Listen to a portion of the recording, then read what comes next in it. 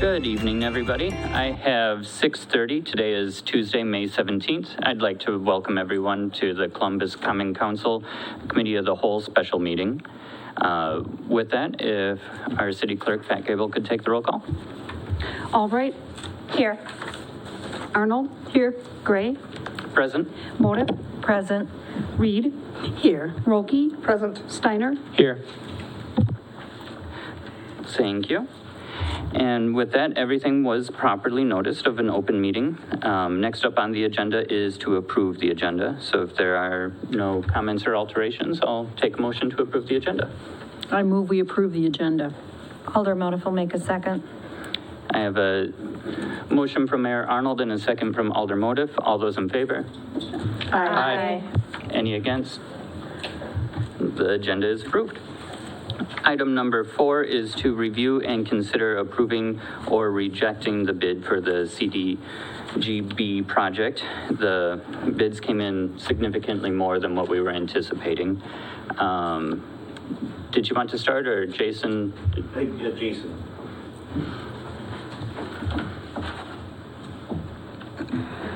Good evening, everybody. I apologize, as probably I'm the reason that we're here with a special meeting.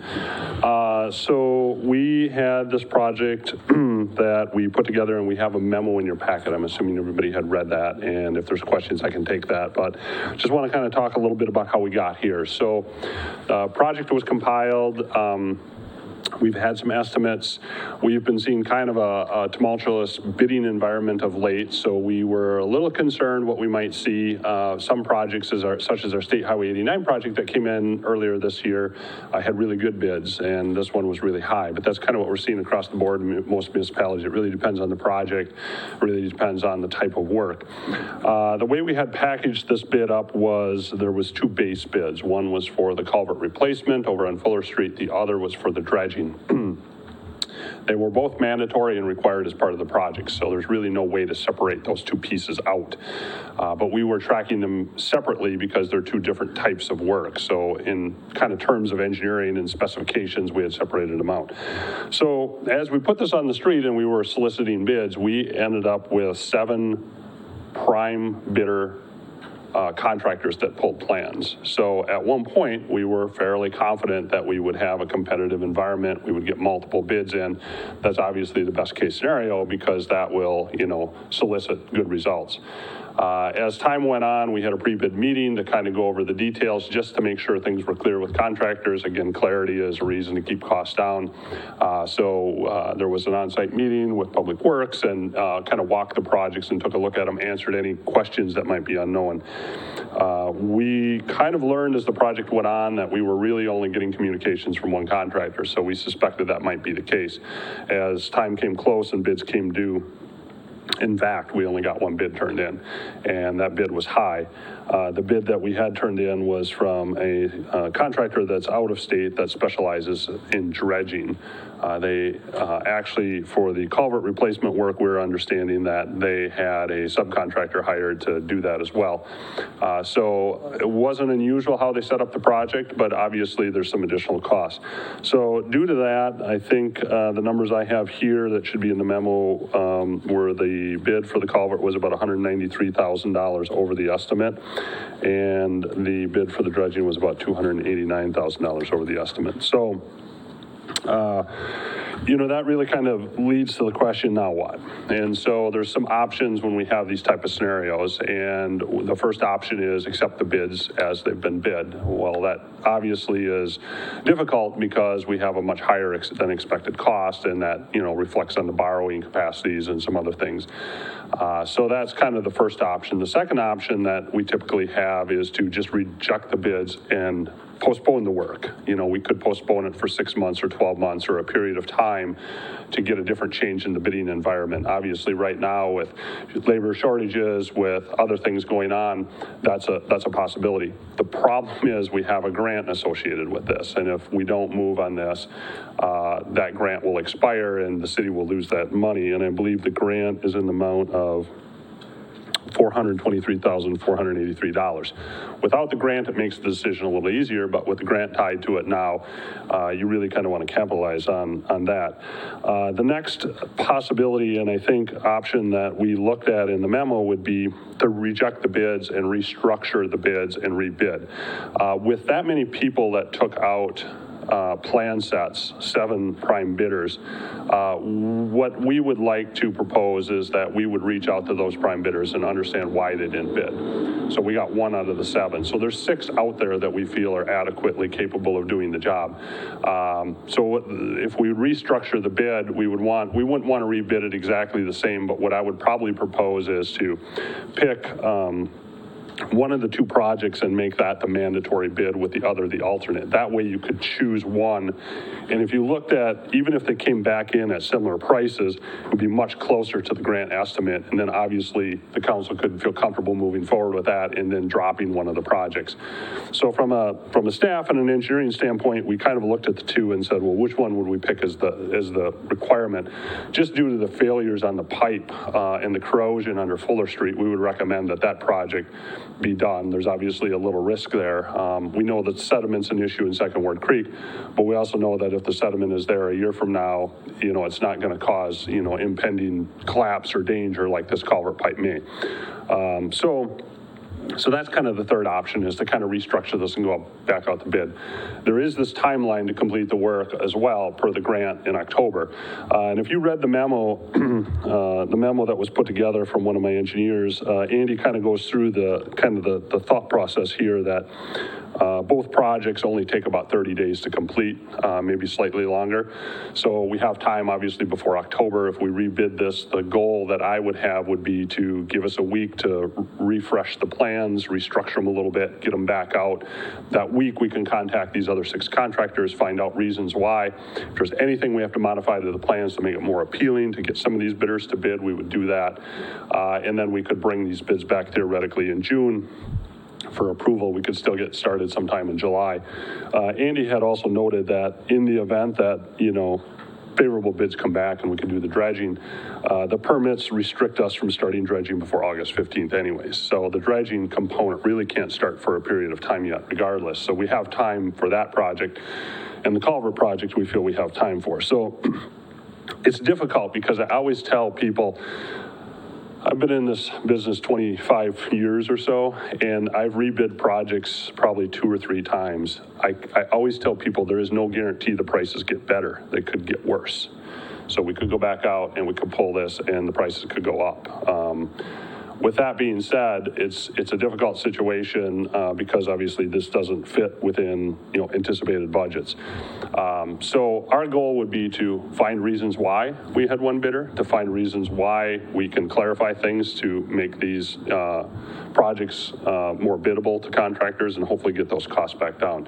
So I'm confident that you have a few options here, but I think rebidding is one that we're in favor of, and I think we could make that work. And that certainly brings something back by cutting these projects in half or downsizing and maybe making the culvert mandatory. It would make it much more palatable. Even if it did come in high, then the city could say, well, we couldn't do both of them, but we could at least get the one done and capitalize on the grant, because the grant money is kind of the key here. With the $400-some-thousand is a non-competitive grant that was awarded to the city that we just don't want to lose. So does that make sense? Any questions? Thank you, Jason. Does everybody understand what Jason's saying? Any thoughts on council on a direction at Alder Motive? So I read that a lot of the construction companies now are just not answering bids or turning them down, basically because there's a labor shortage. And so by taking it out to bid, do you think that we're running the risk of just increasing costs and getting the same results? That's a great question. I actually have a project out to bid now in a different community where we have one plan holder, one bidder, and the bids are due in a week. And we're a little panicking because we have a list of contractors we know can do the work, and we're just mass calling, but we're not even getting phone calls returned. So it's like, oh, Rickert Milky's calling, we're not picking that up. But we're trying our best. So it is a very tough bidding environment out there, and I think labor is part of it. But the one thing I feel comfortable with is because of these 2 projects, they're different contractors. So dredging is a different than the contractor who's going to do, say, the underground pipe work.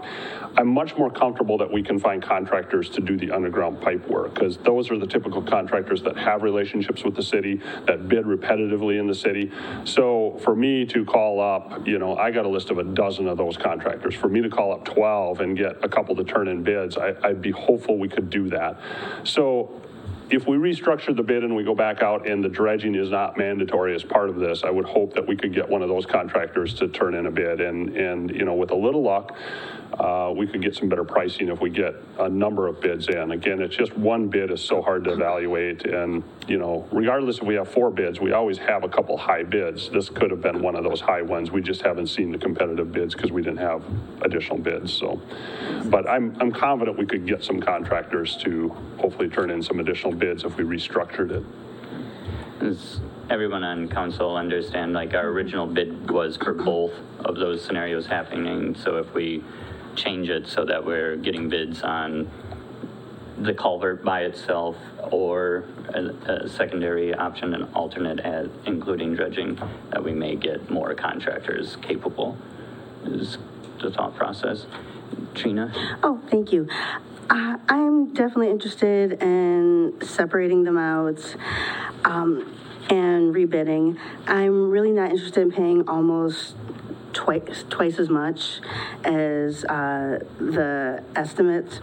I understand labor shortages and we might only be able to get one project done, but the idea of paying for what should have been both projects and only getting one project is mightily concerning and just doesn't seem, fiscally responsible. Thank you, Alder Reed. Anyone else? So, go ahead. Yeah, I really only just had a comment. I would hate for us to drag our feet with this and then end up having it more expensive, like what Sarah mentioned. So I guess what it boils down to is if we rebid it, could we come back to these people or no? Or do we have to turn this down and then rebid it? Illegally, you have to reject the bids and then go back out and rebid it. So you are taking a little bit of a risk with those bids coming back in. And there is no guarantee that it would entirely be up to this contractor, but if you reject his bid, likely he's not going to resubmit a bid. Just because, he's going to feel like, well, we gave our bid, and even though the project's different, they may not resubmit. I have seen contractors that get bids rejected, rebid it. But that's, again, no guarantee as well. So. Thank you. So, as you've probably noticed, this is item number 1 under new business of the regular council meeting that's coming up next. So we're going to have to kind of go a direction there. Did anyone have any thoughts? Alder Reed is for rebidding. We don't have to come to a consensus right now, but is everyone comfortable moving forward to our next meeting so that we can make a decision on this? I am. Okay, perfect. Thank you so much, Jason. Thank you. Then next up is, that is basically it. We did 4 and 5 at once. So I will take a motion to adjourn. Alder Rolke will move to adjourn. Alder Motif will second. I have a motion from Alder Rolke and a second from Alder Motif. All those in favor? Aye. Any against? All right, we stand adjourned. And we're going to move right into the regular meeting tonight.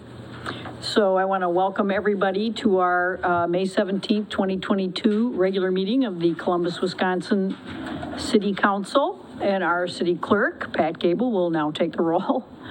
You have to do that again. Is that correct, Pat? Arnold? Here. Gray? Present. Motif? Present. Reed? Here. Rolke? Present. Steiner? Here. Albright? Here. Everybody's here, so if you are able, please stand for the Pledge of Allegiance.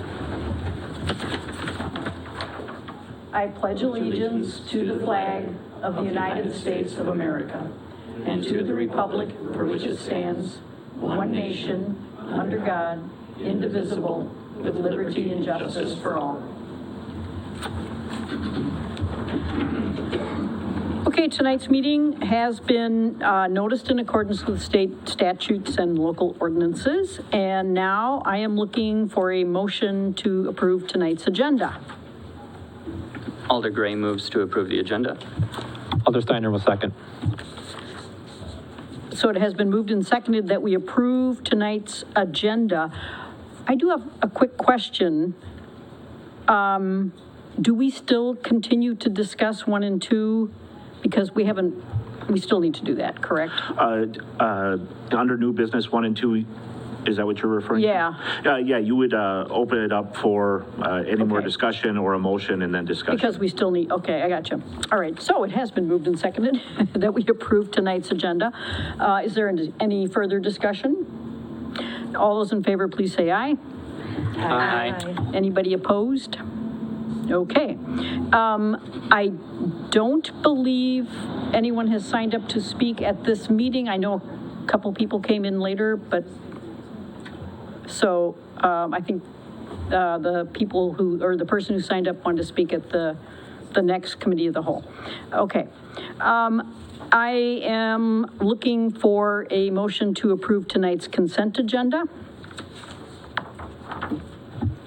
Alder Motif will make a motion to approve tonight's consent agenda. Alder Rolke will second. So it has been moved and seconded to approve tonight's consent agenda. Is there any discussion? All those in favor, please say aye. Aye. Anybody opposed? Okay. Then we are going to move on to new business. And the new business tonight is, the first item under new business is just what we were discussing in the committee of the whole, to approve or reject, consider approving or rejecting the bids for the CDGB project. So I am looking for a motion. Alder Gray moves to reject the bids for the CDGB project. Sorry. Reed will seconds. So it has been moved and seconded to reject the bids for this project. And is there any discussion? So all those in favor, please say aye. Aye. Is anyone opposed? Okay. So going on to item number 2, consider rebidding the CDBG project. Alder Gray makes a motion to rebid the CDBG project with the culvert as the main project and then the dredging as an alternate. Alder Rolke will second. So it has been moved and seconded that we rebid the CDBG project with the culvert replacement being the main part of that bid, and the option being the dredging. Does that sum it up? Okay. Is there any discussion? So all those in favor, please say aye. Aye. Anyone opposed?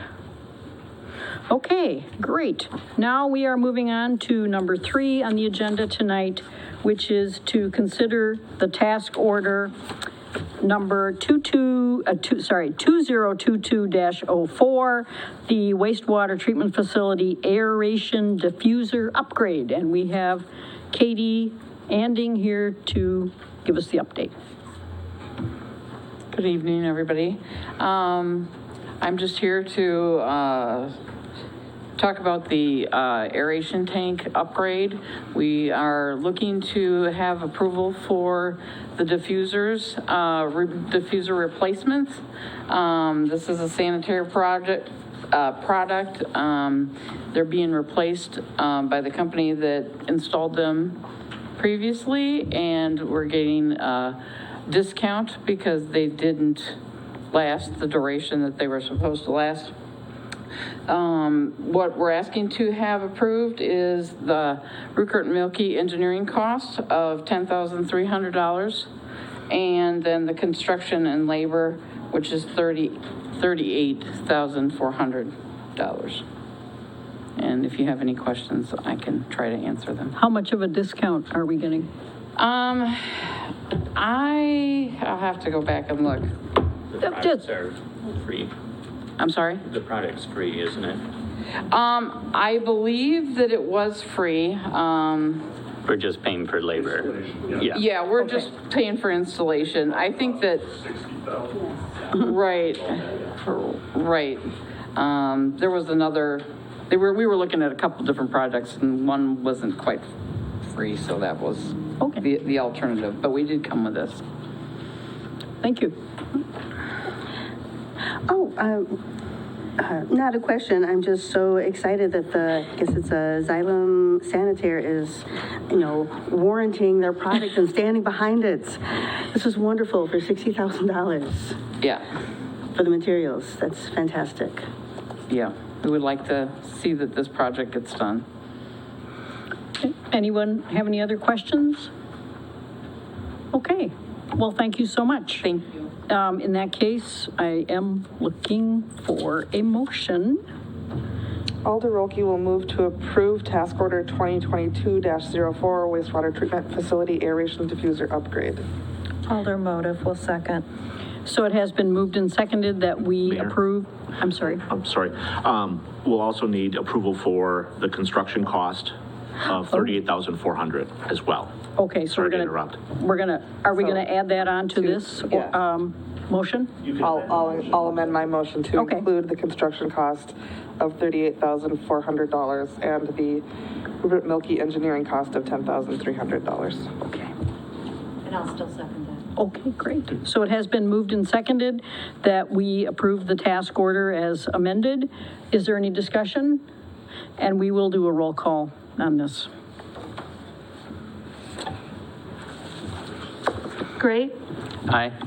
Motive. Aye. Reed, Aye. Rolke, Aye. Steiner, Aye. Albright. Aye.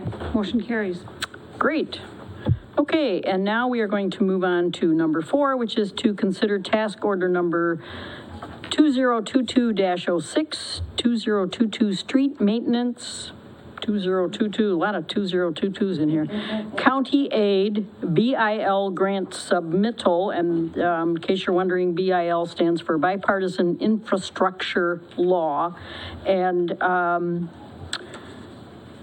so there, you have a lot of information about this task order in the packet. Kyle, I don't know, do you want to give like the thumbnail sketch of what this is all Sure. about? So the first component of this is the sort of regular annual street maintenance where they do our bidding for us for our just kind of routine annual maintenance. The second phase is something new that isn't normally in these, which is the BIL grant application. And we have some ideas of what street or what streets we're going to recommend for that. And if we're awarded, the grant provides up to 80% of the funding. So it's really something worth pursuing at this point, even if we weren't planning on doing it at this point. The 80-20 split is kind of makes it a priority, so. Okay, thank you very much. So I am looking for a motion to consider this task order or to approve the task order. Alder Gray moves to approve task order 2022-06, the 2022 street maintenance and the 2022 county aid BIL grant submittal. Alder Steiner will second. So it has been moved and seconded that we approve this task order as read. Is there any discussion? And we will do a roll call on this one also. Motive. Aye. Reed, Aye. Rolke, Aye. Steiner, Aye. Albright. Aye. Gray. Aye. Motion carries. Great. Thanks very much. And moving on to number 5, which is to consider the Scout Cabin Agreement with Cub Scout Troop number 99. This is a new agreement that has the following changes. For one thing, it's going to read Cub Scout Pack 99, not just Scout Pack throughout the agreement. And there are some intentions about cleaning the area that are going to be spelled out. So information is in your packet. If anybody has any questions, It seems pretty straightforward to me. And I'm looking for a motion. Alder Albright can make a motion to approve the Scout Cabin Agreement with Cub Scout Troop 99. Alder Rolke will second. So it has been moved and seconded that we approve the Scout Cabin Agreement with Cub Scout Troop number 99. Is there any discussion? I just had a question. I see this Sure. is all done through the Cub Scouts. Are Boy Scouts any part of this, or is it just Cub Scouts? I didn't see Boy Scouts. Each troop has their own individual contract. Okay, So there's a pack, there's a Cub, there's a Boy Scout, there's a Girl Scout. okay, I just checking. Thank you, Amy Jo. Good question. Anybody else have any questions or any other discussion before we move on to the vote? Okay. So all those in favor, please say aye. Aye. Anyone opposed? Okay, the motion passes. Item number 6 is to consider the sidewalk inspection, repair, replacement policy. I don't know about you, but something that jumped out at me when I read this is that we have 190,000 feet of sidewalk in our city. That seems like an awful lot. So, Kyle, I think you, pardon me? What? Okay. Anyway, Kyle, you want to give us a little summary of this one? Yes, so this is pretty much what you saw at the last meeting. The difference, what we added was the interest rate. We talked about, finding a consistent methodology for how we were going to determine the interest rate that we assign each year, which goes for the life of the assessment, but we would want a new one each year to kind of match the interest rate environment. When you look at the different values of the assessments, depending on how high your assessment is, you have either a 5, 10, 15, or 20-year repayment schedule. And so we looked toward something that we could replicate each year. And the treasury rates for the 5, 10, and 20-year, the average for this year, when you combine all of them and divide it, it's 3.054%. And so that sort of mirrors the time frame of repayment and would be something that would be easy to replicate every year. So that was our recommendation. And then each year we would be coming back to the council with that percentage rate looking for approval. Anyone have any questions for Kyle on this one? Okay. Then I'm looking for a motion.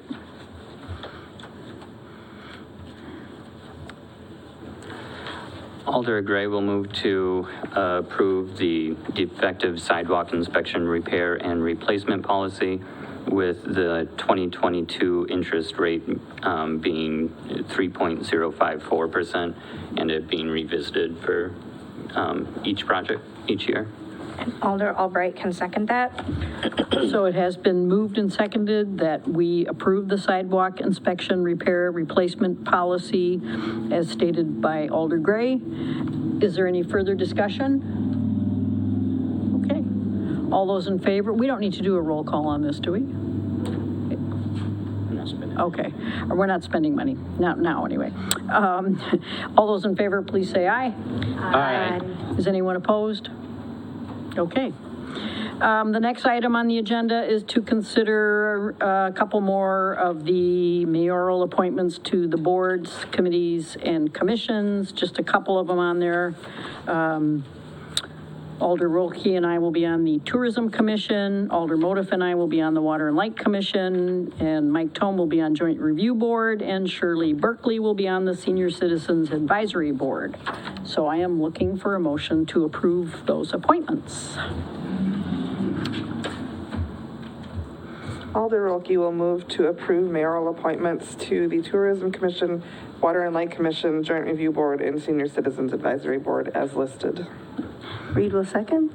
So it has been moved and seconded that we approve the appointments to the board, to the boards, committees, and commissions as specified. Is there any discussion?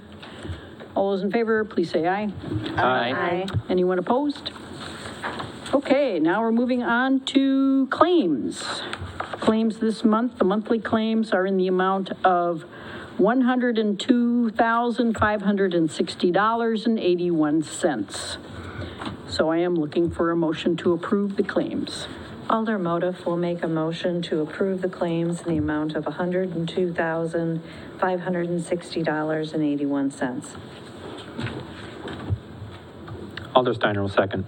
So it has been moved and seconded that we approve the monthly claims in the amount stated. We do a roll call on this, though, correct? Yeah, okay. Reed, Aye. Roki, Aye.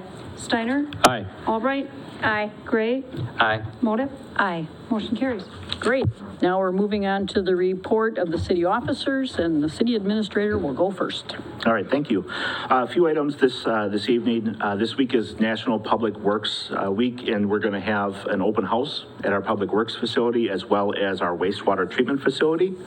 That will be this Thursday, May 19th, and it's from 12:30 to 6:30. So hopefully people with different work schedules will be able to attend. So we just encourage people to come out to either of those facilities or both and just get the opportunity to see what we do and the facilities and equipment that we have. And council members are definitely invited to that as well. Staff are still covering the planning director's duties in Matt's absence. We're keeping up with the phone calls and the emails. There's a little bit of a delay as we kind of work through some of that, but we just appreciate and thank everyone for their patience as we work through the extra workload. Next Tuesday, May 24th, the McMahon consultant will be here to discuss the findings of the organizational portion of their study. That meeting will start at 6 o'clock. And there will be time for the council to ask questions of the consultant and discuss with them their observations and their thought process behind the study. The following Tuesday, May 31st, we're trying to coordinate the next council orientation session. We're hoping to include some facility tours of several of the locations that you don't normally get to see, as well as hearing from the department heads on, what they all do and what they would like you'll be aware of in the internal workings of their department. So stay tuned for final details. I believe there's some email out, so just check in on that and let us know your thoughts. And then finally, I wanted to recognize the police department for some, what I think is fairly exceptional work that they've done recently. In just the past couple weeks, Chief Weiner and his officers developed information about a location that reportedly had a variety of drugs and guns. And they took that information, and within hours, they had organized and executed a search warrant with several other departments and agencies. And with that work all occurring within just a few hours, they were able to seize some drugs, drug paraphernalia, and weapons. And all of that was about 75 feet from the playground at a school. And so I just think, it's a real life example of the hard work that goes in every day. But I just wanted to publicly thank all of the police department members and everyone else that helped to, make sure that it went off without any problems, and just thank them for the important things they do every day. And that's all I had. Thank you, Kyle. Before I swing into my report, I'm also going to thank Chief Weiner because his officers arrested a reportedly impaired driver on my street. I think it was Sunday night, going 25 miles over the speed limit in town on his way to Madison, where who knows what would have happened on the freeway. So I really appreciate it, and I appreciate everybody at the police department too. Thank you so much. I also want to let the council members know I had the wrong date on the email I sent to you. So about the DPW open house, you'd be a week late. So it is indeed May 19th. So ignore what I told you about that. So the big fun this last weekend, of course, was Red Bud Day. It was Saturday, May 14th, and we had perfect weather. The red bud trees were so gorgeous. There have been years when they haven't bloomed yet. Not this year. They look so good. And if you were downtown, you smelled barbecued ribs cooking, which was also wonderful for the the new barbecue rib cook-off that the chamber came up with this year, which I thought was wonderful. My daughter and I were judges. You could sign up to be a judge, and then you got to taste everything. So it was so good. So thank you very much to the chamber and everybody else who had anything to do with Red Bud Day downtown. Tracy Rose, who's a local realtor, and I had the privilege of judging the Prince and Princess Redbud contest, and that was so much fun. These little tiny kids get up there and answer questions, and they're like 5 and 6 and 7 years old, and they all did really, really well, and I want to congratulate the new Redbud Princesses, Bria Bendel, and I think her dad was also one of the barbecued ribs guys. I think they had their little thing going over there, and the Prince is Logan Gorman. So all the boys and girls who participated did a really nice job, and it was also a lot of fun. The farmers market is going to start up tomorrow, and it will be at 150 North Ludington, which is where it was last year. And there is a whole list of all the different vendors who are going to be there, and there's just a really nice variety. So it's not only just, food, but they're going to be crafts and some really kind of creative kinds of things. So if you have time tomorrow, I believe it starts at 3 to 6. Is that right? I think so. 3:30? Okay. If you go at 3, you'll be a little early, but you can walk around and admire the redbuds. Also, I want to, Kyle mentioned it's DPW week. I want to commend them for all the good they do for our city. I see that Jerry's here tonight, and he got a proclamation, but he didn't want to have his picture taken with the mayor. So anyway, and you look so good tonight, Jerry, too. I also want to remind people that Monday, May 30th is Memorial Day, which is, and there is always a celebration every year, or a ceremony rather. The city is not actually involved in that, but it is, I believe, the American Legion, and then the band from the school district it marches in the parade, and school kids bring flags and flowers, and they go up to the cemetery for a ceremony with speeches, and it starts at 9 o'clock. Is that right? Over by the Civil War Monument, right on the boulevard, and there are just a couple of speeches there, and then they. And everyone can line up and watch as they march up to the ceremony and then join them up there. So it's a wonderful way to honor our veterans, and if you want to participate, please feel welcome to do that. So that's all I have, and now I'm looking for a motion to adjourn. Alderstein will motion to adjourn. Alder Motif will second. It's been moved and seconded that we adjourn. Any discussion? There never is. All those in favor, please say aye. Aye. Anybody opposed? Okay, we are adjourned. All right, it looks like it is about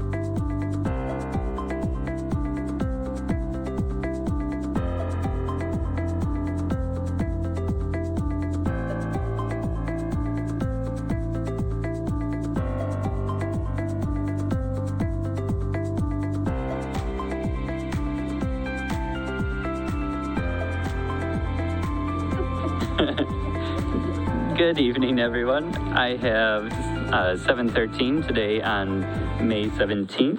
I'd like to welcome everyone to the Columbus Common Council Committee of the Whole. With that, if our city clerk could take the roll call.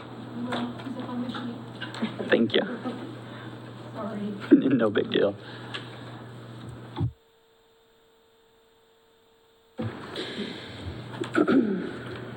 Albright, Here. Arnold, here. Gray, Present. Motive. Present. Reed, Here. Rolke, Present. Steiner. Here. Thank you. And then next up is to approve the agenda. So if I don't have any comments or alterations, I'll take a motion to approve the agenda. Alder Rolke will move to approve the agenda. I'll second. I have a motion from Alder Rolke and a second from Mayor Arnold. All in favor? Aye. Any against? Perfect. Agenda is approved. Next up is citizen comments. We do have Tori signed up to speak tonight, if you'd like to.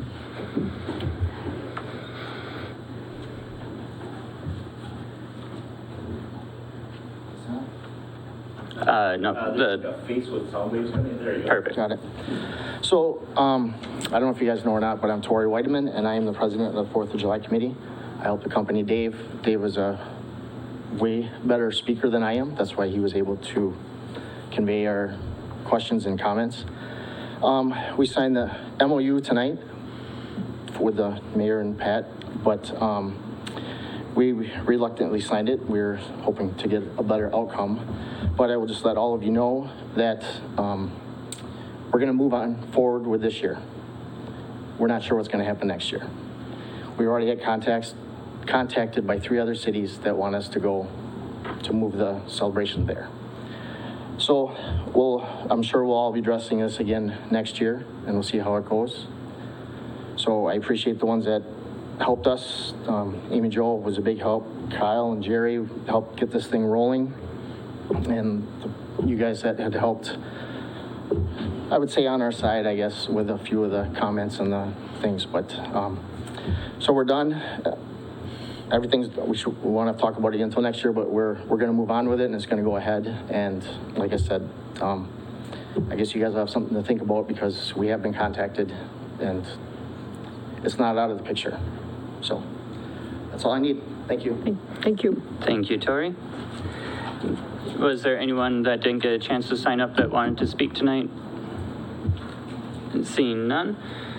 Moving on, item number 5 is the department reports. So in your packets, you'll find reports from the DPW, the fire station, library, Lifestar, the police, and treasurer. Did anyone have any questions, comments? Go ahead, Alder Motive. I just had one quick question, or not question, comment. I wanted to thank Brandon for working so hard to bring the financials current and to work on what I think is a more understandable format, at least for me. So thank you. Thank you. I'm going to make the same comment. I kind of picked on him a little bit because it really wasn't making sense, and I'm a trained accountant. So I'm very pleased with the reporting, and I really appreciate the effort that he went into it. And when he sent me the email, he seemed really excited that he got it to work in Crystal or whatever he's using. So, yep. Thank you, Alder Motive and Alder Albright. Any other comments or concerns? Awesome. Then moving on is item number 6, to discuss the conditional use permit for 428 Birdsey. In your packets, you'll see the conditional use permit. Did you want to give a background first, Kyle? Thank you. I'll give just a brief summary. This is coming from a recommendation from Plan Commission. The applicant is also here in chambers with us if there's any specific questions about the operations. Essentially, this is a single-family home that they would like to use as a Airbnb, which kicks it over into being a conditional use in this the zone that she's in. The Plan Commission talked about it on 2 occasions, had a public hearing. We listed the comments of the public hearing on the face of the memo. The concerns were a lot about on-street parking and congestion and just having, in a smaller residential neighborhood, neighborhood having paying guests there and what it might do to the neighborhood. After looking at the operation plans and hearing the concerns, the Plan Commission recommended approval with several conditions. The first condition being that it's issued for a period of 1 year from the date that the Common Council would ultimately approve it. So that is going to trigger a mandatory review if they want to continue after 1 year, so that if there are any problems, it's going to be quickly and easily identified at the very next opportunity for reapproval. It's granted to the applicant and would expire upon transfer of the property. So if we put our faith in Hannah and she sells it to someone else, we don't have to worry about that someone else, and if they're not as good or responsible of a operator as Hannah. No more than 8 paying guests could be on the property at any one time, and that sort of limits the impact that the guests can have on the neighboring properties. And then no more than 3 vehicles, excluding the vehicles that would be titled to the owner of the property, could be parked on the property at any time. And all of the vehicles have to be parked in the garage or on the driveway. So they shouldn't be on the grass and they shouldn't be on the street. So that should eliminate the congestion concerns from the neighbors. And the Plan Commission, with those recommendations, felt like they had something they could recommend, which they have, and recommend that the council consider approving this. Thank you very much, Kyle. Is that clear to everyone? Anyone, any questions or comments? I just have a comment. So I was sitting on the Plan Commission, and I'm kind of excited about this because this might be a new opportunity for other residents if it works out nice. And yeah, I'm excited about this. This seems like a good thing. Thank you. Alder Reed? I guess I had 2 questions. My first is on looking at the property lot and how there's a skinny arm that goes across a couple of neighbors. Just wondering how that works. Is it fenced in? Would guests be allowed to use that area? Hannah might be able to best answer that, but I believe she's got a small deck off the back corner of the house, and her intent was to kind of keep the guests to that area, and that small area in the back is not really used for a whole lot. So the intent, I don't believe, was to have the guests kind of down that narrow alley. I think it's maybe a clothesline or something like that, but Hannah could answer more if you have more specific questions. I was wondering, yes, I would like her to respond. Thank you. Hi, my name's Hannah. Yeah, so right now that little area is just a clothesline, so people won't be using that. They're welcome to use the back deck, so it's kind of clear like where that area is. And so really there's no yard, so people won't be using my yard. So yeah, do you have another question? Thank you. Thank you. Go ahead, Alderman. I'd like to point out one of the things we learned at Planning Commission that I thought was very valuable information is that the intent of her Airbnb is to work with traveling nurses. It's not just out there. I mean, it is an Airbnb, others can use it, but the primary use is for traveling nurses, and some of them may be there, for a week or 2 at a time, not just for a weekend. Can I make a comment? Yeah, just doing some research with travel nurses. Most of them stay for quite a few months, and so I'd be looking at hosting people for like 3 months. So I want to be able to build a relationship and encourage them to explore the area as well. And so I'm not trying to turn it over every couple of days since it is my home. And so, yeah, that's kind of my goal with it. Thank you very much. And I don't know, we didn't talk explicitly, and I didn't look at it super close. So we're looking at an Airbnb, which I'm assuming most of this is just going to be for short-term rental. If we are having people for 3+ months, it turns into a long-term rental. Is there anything we need to change in this? I don't believe so, because this would be like having a roommate, basically helping rent a house. So once they get past that 30-day mark or 31-day mark, it turns into no longer are they a renter, they're a tenant, and it falls under a whole different set of regulations. Thank you. Go ahead, Alder Oh, Reed. thank you. I had another question, this one for Kyle. Wondering, do we have any idea how many recognized Airbnbs are currently in the city? I'm guessing there's quite a few that are non-official. And I had a question on, does this get into room tax like a hotel, or this is separate? So I don't know how many, are on Airbnb or VRBO. I know that there are more than one, but some of them are also in different districts where it may be a permitted use. So if you're along James Street, that carries different zoning rights with it. That being said, the Airbnb has agreements where they actually send us as the organization. They pay or collect the room tax and submit it to us versus 7 different people trying to track them down, track their revenues and collect the tax. So it does work a little bit more slick for us that we just receive a check randomly in the mail. Excellent, thank you. Thank you. Any other questions or comments? Is everyone comfortable moving this forward to the regular meeting for? Okay, perfect. Thank you so much for coming in tonight, Hannah. Let's see here. Then next up is to discuss the authorized vehicle transfer and payment from the police department to the wastewater. Do you want to? Yeah, so this is going by our asset disposal policy. The police department has a squad that's going to be rotated out. They offered it out to all departments. Only one department indicated they were interested. It happened to be the wastewater plant. And normally we would just be coming to authorize the transfer of the asset. However, because this was bought with tax dollars and it's going to be going to a ratepayer subsidized or ratepayer funded utility, we need to exchange the value of that asset. And so I included several items in there just to give a ballpark range of cost. None of them really account for it 100% completely because there's, drill marks in the dash and stuff for mounting equipment. So we went with the low end of the private party trade-in, which was $4,758.